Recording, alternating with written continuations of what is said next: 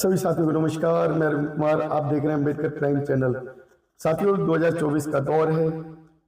लोकसभा चुनाव की date fix हो गई है और सभी पार्टियों ने अपने अपने कैंडिडेट घोषित करने शुरू कर दिए हैं। और ये कैंडिडेट कहीं ना कहीं उस पार्टी की मानसिकता को बताते हैं, उस पार्टी के नेतृत्व को बताते हैं कि वो पार्टी किसका नेतृत्व करना पसंद करती है। कृपया हमारे चैनल से जुड़े रहें और अगर किसी तरीके से आपको खामियां लगती हैं तो हमें कमेंट बॉक्स में जरूर दें, हमारी वीडियो को लाइक शेयर करें। तो मैं अभी बात कर रहा था राजनीति की।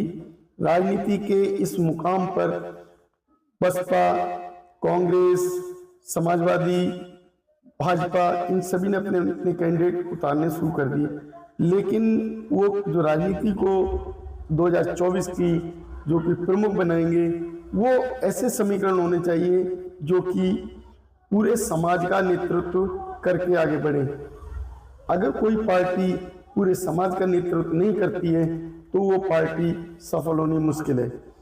अब पूरे समाज का मेरा मतलब है SC, ST, OBC और मुस्लिम।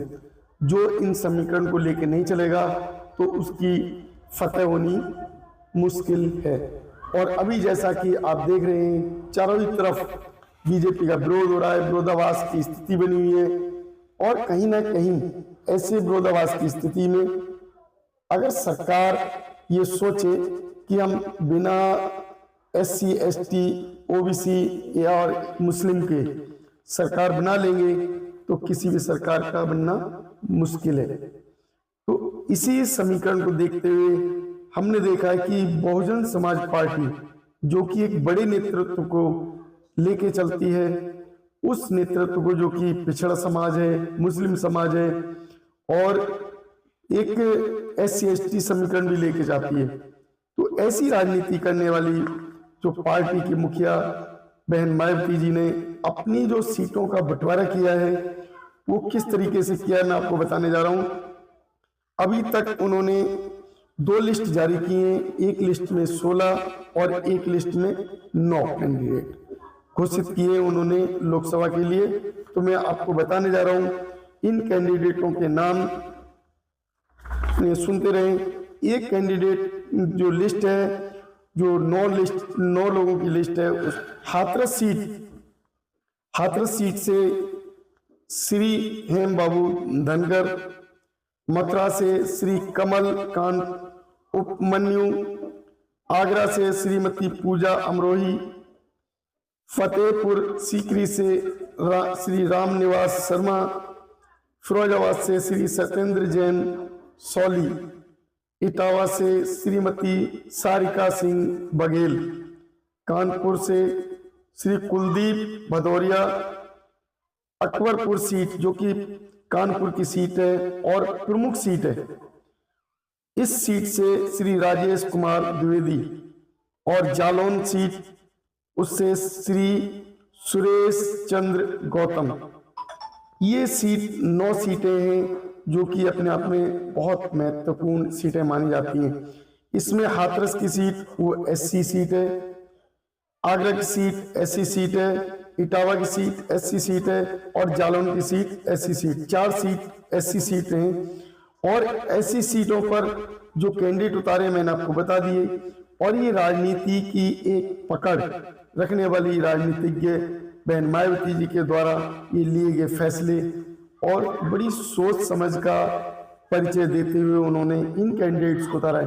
अच्छा, मैं बताना चाह रहा हूँ कि जो भी अभी इन्होंने कैंडिडेट उतारे हैं, इन कैंडिडेट की ये सारे कैंडिडेट्स नए हैं। इसमें केवल एक ही कैंडिडेट टोटल लिस्ट में पुराना उतारा है, वो बुलंदशहर सीट से। तो जो सारे कैंडिडेट नए लेने का उनका जो सोच जहां तक जो जाती है कि जो भी पुराने कैंडिडेट थे उन्होंने शायद काम नहीं किया, जनता के बीच में नहीं गए, इसलिए उन्होंने पुराने कैंडिडेट्स को निकाल दिया, उन्हें जो लोकसभा सीट की लड़ाई है उससे बाहर कर दिया, क्योंकि उन्हें ऐसे सीट से और ऐसे कैंडिडेट चाहिए जो उन्हें चुन के आए और उनकी जो बसपा सरकार में उनका मान बढ़ाएं और जनता को एक लाभ का परिचय दें, जनता को पार्टी का परिचय दें। लेकिन उन्होंने जो अभी वर्तमान में विधायक थे, उन्होंने कहीं से कहीं तक बसपा के साथ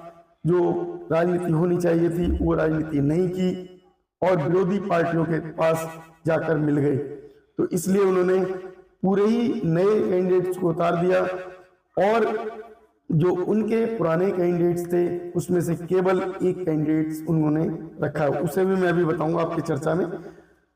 तो अभी बहन जी की जो पकड़ वो आप देख सकते हैं किस तरीके से उनका जो है सीटों का बंटवारा है। अब मैं आपको बताने जा रहा हूं महत्वपूर्ण लिस्ट, जिस लिस्ट को आप देखकर कह सकते हैं कि ये लिस्ट कितनी महत्वपूर्ण है। इस लिस्ट में 16 कैंडिडेट्स हैं और इनके मैं नाम एक एक करके आपको बताने जा रहा हूं, इनको सुने। पहला नाम इसमें लिस्ट में सहारनपुर से श्री माजिद अली। अब आप देखिए सहारनपुर सीट जो कि मुस्लिम और एससी दो लोगों का उस जगह बहुत अधिक आबादी में बहुसंख्यक आबादी है और वो सीट जो निकाल सकती है वो या तो एससी निकाल सकता था या फिर मुस्लिम। तो उन्होंने मुस्लिम सीट घोषित की है और श्री माजिद अली को इस सीट का प्रत्याशी बनाया है। दूसरी सीट है कैराना। कैराना जो श्रीपाल सिंह के लिए उन्होंने दी और उन पे उन्होंने भरोसा जताया। इसके बाद आती है जो अगली सीट है मुजफ्फरनगर की श्री दारा सिंह प्रजापति। बिजनौर की श्री विजेंद्र सिंह नगीना एससी सीट घोषित है, उस सीट पे उतारा है श्री सुरेंद्र पाल सिंह को। मुरादाबाद भी जो सीट है वो बहुत महत्वपूर्ण सीट आती है और मुरादाबाद में जो बहुत जो आबादी का क्षेत्र है वो मुस्लिम आबादी है और मुस्लिम आबादी में उन्होंने मुस्लिम आबादी का प्रतिनिधित्व करने वाले व्यक्ति को चुना है जो कि श्री मोहम्मद इरफान सैफी, उनको भरोसे में लाए हैं। और इसके बाद रामपुर से श्री जीशान खान, ये भी मुस्लिम सीट है। संभल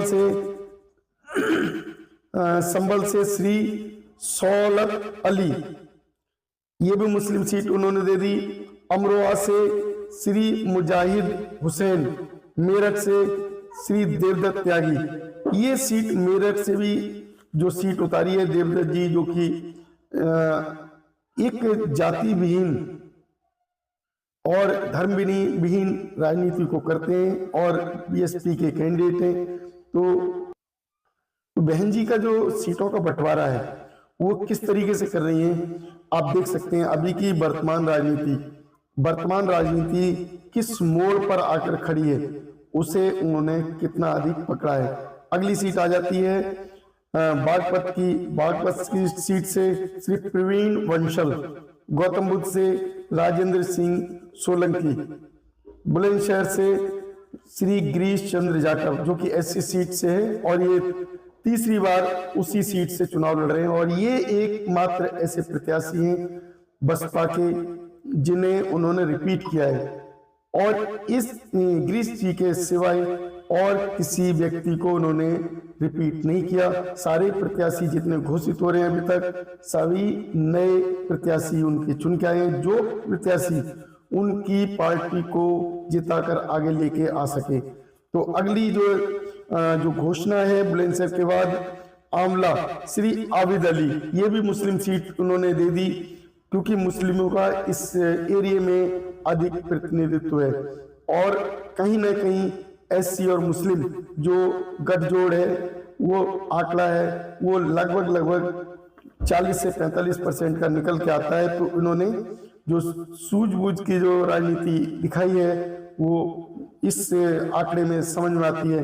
अगली सीट आ जाती है पीलीभीत से भी श्री अनीश अहमद खान उर्फ फुलबाबू के नाम उन्होंने दी, ये भी मुस्लिम सीट घोषित कर दी। और उसी तरीके से शाहजहांपुर जो कि एससी सीट रखी गई है तो इस जगह से दोदराम वर्मा जो इन्होंने घोषित प्रत्याशी किए हैं और इन्होंने दो प्रत्याशी लिस्ट अभी निकाली है। दो लिस्टों में उन्होंने जो प्रत्याशी निकाले हैं, एक में 16 और एक में 9, तो टोटल 25 प्रत्याशियों को अभी घोषणा की है। जो 25 प्रत्याशी उनके लिए अभी महत्वपूर्ण उन्होंने जो समझे, और अभी की राजनीति को, जैसा कि अभी मुस्लिम और एससी दोनों ही प्रत्याशी अभी ऐसे चुने गए जो कि कहीं ना कहीं समाज का प्रतिनिधित्व करेंगे।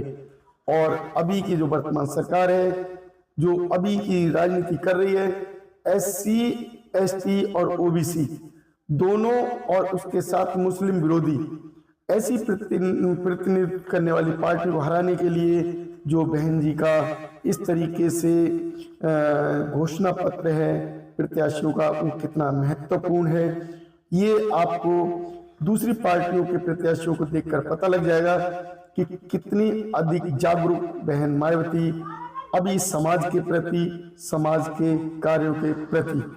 तो हमारे वीडियो में आपको कैसा लगा, हमारे विचार वीडियो में कैसे लगे, और बहन जी के जो की लिस्ट जो उन्होंने बनाई है, उस लिस्ट को सुनकर, हमारे वीडियो को देखकर आप सहमत हैं या असहमत, हमें हमारे कमेंट बॉक्स में जरूर लिखें। हमारे वीडियो को शेयर करें, चैनल को सब्सक्राइब करें, और एक ऐसी राजनीति को समझ बूझ का साथ देकर जिताने की कोशिश करें जो एससी, एसटी और मुस्लिम और साथ में ओबीसी को लेके चलती है। तो हमारी शुभकामनाएं बहन मायावती जी के लिए, वो चुन के आए उनके कैंडिडेट्स। तो इसी के साथ नमस्कार, जय भीम।